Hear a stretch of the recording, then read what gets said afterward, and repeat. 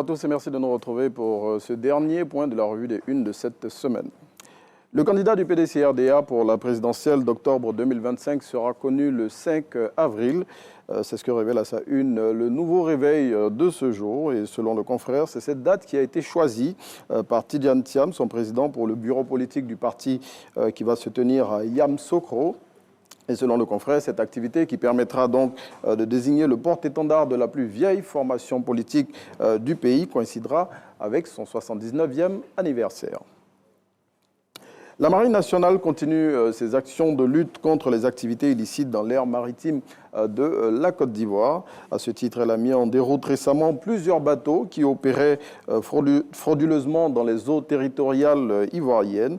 Selon le confrère, dans le cadre de cette mission, la Marine nationale concentre plus ses efforts sur la pêche illégale, non déclarée et non réglementée, qui constitue une menace sérieuse pour les ressources halieutiques et la sécurité alimentaire en Côte d'Ivoire. Et le sursaut souligne que 22 personnes ont été, l'Inter plutôt souligne que 22 personnes ont été interpellées dans le cadre de cette lutte. On passe au sursaut qui nous dit que le secteur des hydrocarbures en Côte d'Ivoire est secoué par un scandale de détournement de fonds.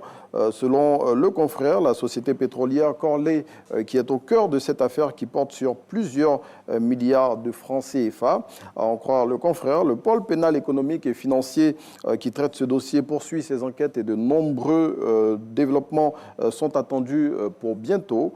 À noter toujours selon le sursaut que l'un des mis en cause dans le cadre de ce scandale est actuellement en fuite. Et puis on referme cette semaine de la revue des Unes avec Gbish qui s'intéresse à l'affaire de la répartition des droits d'auteur de la chanson Coup du marteau de la Team Peya. Et selon le confrère, en s'octroyant 87% des recettes de ce titre, eh bien c'est un véritable coup du marteau que Tamsir a asséné à ses collègues. C'est ici qu'on s'arrête pour cette semaine de la revue des Unes.